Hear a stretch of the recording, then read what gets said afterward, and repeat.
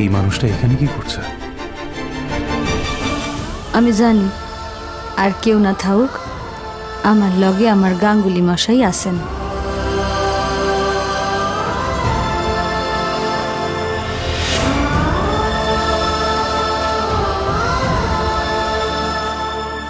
Doctor Chandra কোথায়? ওনার তো এখানেই থাকিবার কথা ছিল। স্যার উনি এখানেই ছিলেন, কলকাতা ফিরলেন দুটো সিনিয়র স্টুডেন্টের সঙ্গে আপনার সঙ্গে দেখা করতে।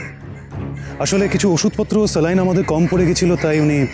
কিন্তু স্যার আপনার কথা শুনে তো মনে হচ্ছে ওনার সঙ্গে আপনার দেখা হয়নি। তো আপনি এইসব নিয়ে এলেন যে? আপনি কি করে জানলেন যে এখানে আমাদের শর্টেজ হয়েছে?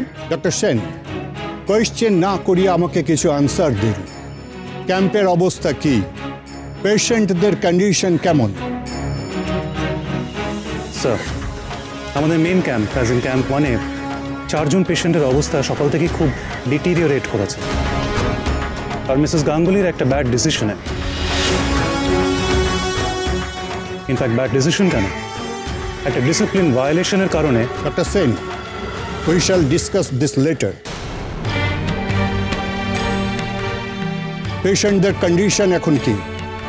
স্যার আমার মনে হয় ওদেরকে স্যালাইন দিলেই ওরা রিকভার করে যাবে। সো স্টুডেন্টস, ইহা তোমাদের ফার্স্ট টাইম এক্সপেরিয়েন্স। কেমন লাগিতেছে? Very good sir. বয়েস, বাক্সগুলো ভেতরে নিয়ে যাও আর স্যালাইনটা কন্টিনিউ করো, যাও।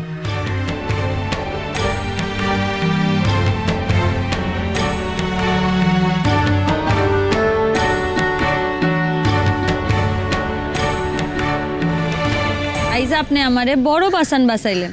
বাঁচানোর কাম তুমি করছো কাদম্বিনী, আমি তো কেবল তোমারে সঙ্গ দিছি।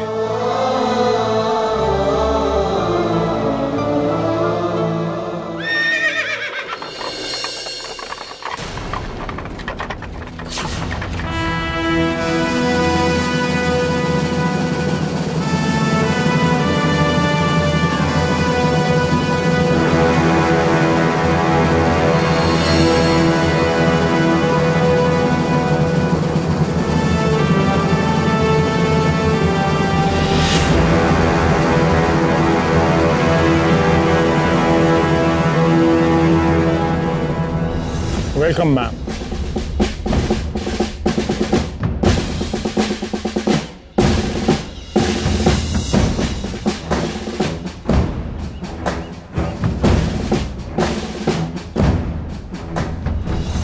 Lady Dufferin, the Viceroy. তারপর সেই রাতে ছোট মা জোর করে তাদের পেশেন্টদেরকে স্যালাইন দেওয়ার পর দেখলেন যে ক্যাম্পে সত্যিই স্যালাইনের স্টক অনেক কমে গিয়েছে। এদিকে পেশেন্টদের এই অবস্থা, এত পেশেন্ট, অনেক বেশি ওষুধ, অনেক বেশি স্যালাইন দরকার। তাহলে তিনি কি করেন? অগত্যা তিনি চিঠি লিখতে বসলেন তার একমাত্র মুশকিল আসান গাঙ্গুলি বাবাকে। গাঙ্গুলি মশাই, বড় বিপদে পড়ে আপনাকে এই চিঠি লিখছি। এই বিপদ থেকে উদ্ধারের উপায় কিছুই মাথায় এলো না, তাই আপনাকেই লিখছি। এইখানে এই ক্যাম্পে ওষুধ, স্যালাইন বোতলের খুবই টানাটানি পড়েছে। বিশদে এখন কিছু বলতে পারছি না, তবে এটুকু বলি, এই টানাটানির পেছনে আর কয়েকজনের সঙ্গে আপনার গিন্নিও আছে। তারা জোর করে কিছু অসুস্থ সেনার চিকিৎসায় ওষুধ, স্যালাইনের ব্যবহার করেছে, যারা নিচু জাতের হওয়ার কারণে সেগুলো পাচ্ছিল না। এখন বিপদ হলো, ক্যাম্পে আরও কিছু লোকের অবস্থা ক্রিটিক্যাল হয়ে পড়লে সামাল দেওয়ার মতন তেমন কিছুই নেই। আপনি যদি আমাদের সমাজের দলের মাধ্যমে এই ক্যাম্পের অসুস্থ সেনাদের চিকিৎসার জন্য কিছু পাঠাতে পারেন তো এই যাত্রায় রক্ষে হয়। ডক্টর বোস এখানে সেনাদের একজনের হাত দিয়ে চিঠিখানা আপনাকে পৌঁছে দেবার ব্যবস্থা করবেন, কথা দিয়েছেন। পত্র পাওয়া মাত্র সত্বর আপনি ব্যবস্থা নিন। ইতি কাদম্বিনী।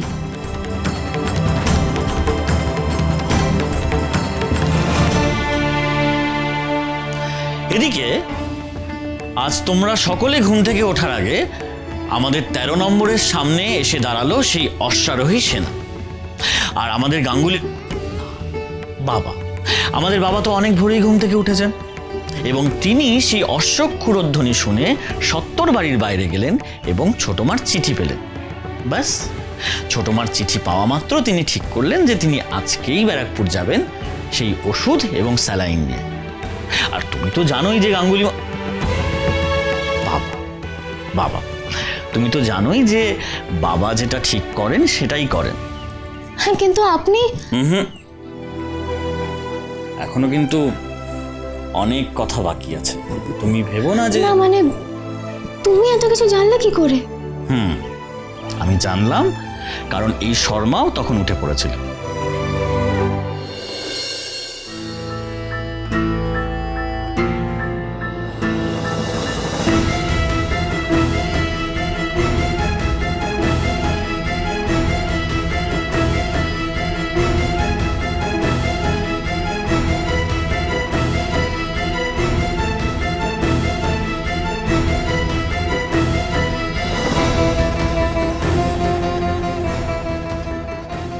ওপেন ওইটা পড়ছো?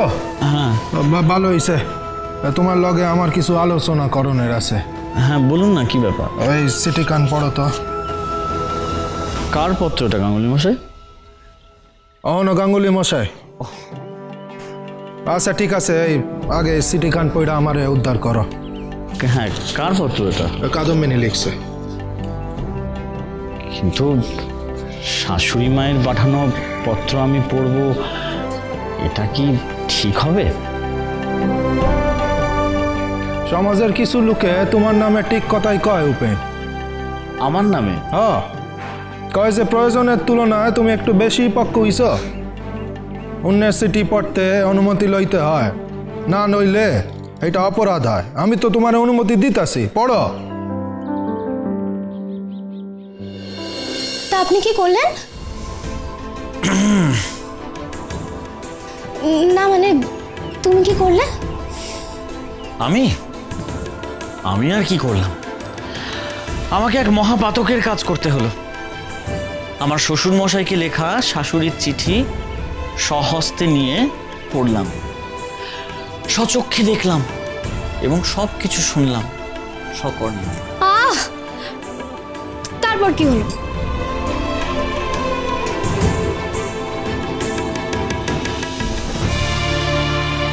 পরের পদক্ষেপে কি করণ চাই উপেন?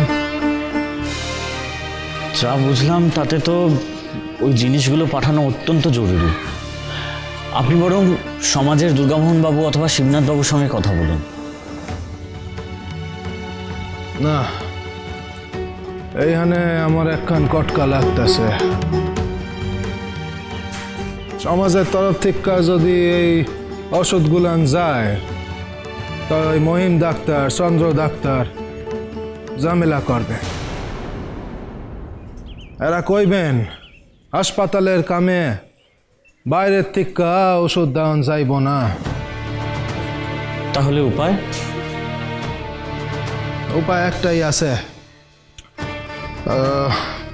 হাসপাতাল থেকে এই অজ্ঞল প্রয়োজনীয় জিনিস লইয়া যাইতে হইব। আমি বরং ডক্টর কোর্টসের কাছে যাই। কিন্তু কলেজ শুরু হতে তো এখনো ঢের দেরি। তা ওনার বাসায় যাই, গিয়া কথা কই। হাসপাতাল থেকে অজ্ঞল কিছু গেলে এরা অশান্তি করতে পারবেন না। তারপর তিনি ছুটে বাইরে বেরিয়ে গেলেন, আবার খানিক বাদেই ফিরে এলেন। তখন ঘটনাচক্রে এই শর্মার সঙ্গে আবার দেখা হলো শ্বশুরমশাই, মানে বাবা।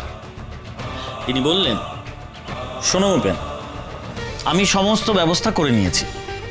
আমি আজ কোর্ট সাহেবের সাথে ব্যারাকপুর যাচ্ছি। তুমি এইখানে সব কিছু সামলে নিও। আর শোনো, কাউকে এখন কিচ্ছু বলার দরকার নেই, কারণ আমি ব্যারাকপুরে গিয়েছি শুনলে সকলে ভাববে কাদম্বিনীর নির্ঘাত কিছু হয়েছে। তাই সকলকে দুশ্চিন্তায় ফেলার কোনো কারণ নেই। আর এখানেই আমার কথাটি ফুরলো, নোটে গাছটি মুড়লো। তাই এই কথাটা একটু আগে বললে কোন ক্ষতিটা হতো শুনি।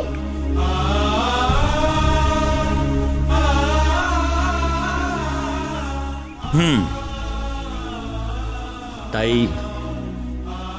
তুমিটা আগে বললে কোন ক্ষতিটা হতো সেটা আগে শুনি।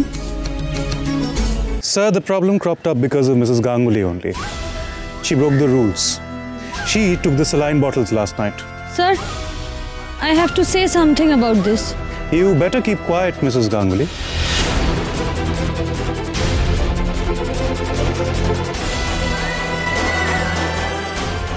Sir, last night, Just a minute, Dr. Sun. I want to hear it from her.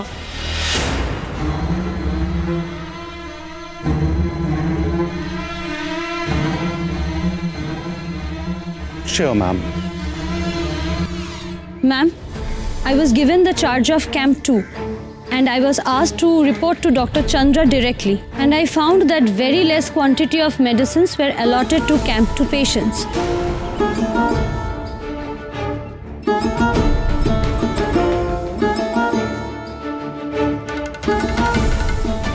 আপাতত ওই ক্যাম্পের জন্য স্যালাইন অ্যালটেড নেই। প্রয়োজন পড়লে না হয় এসে রিকুইজিশন দেবেন এবং ভেবে দেখব। ওই ক্যাম্পে দুজন পেশেন্টের ব্লাডের স্পেসিফিক গ্র্যাভিটি প্রায় 1070। ওদের পালস পাওয়া যাচ্ছে না। Okay, out of 12 total 4 part saline আমি রিলিজ করছি।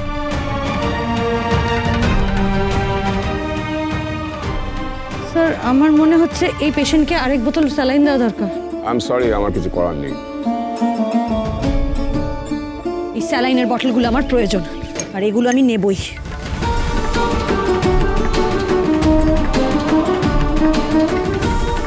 Madam, that is all that I have done. Ma'am, I would like to say... Please, Dr. Sen. Let her finish first, Dr. Sen. Yes. Carry on, lady. প্রথম আকাশ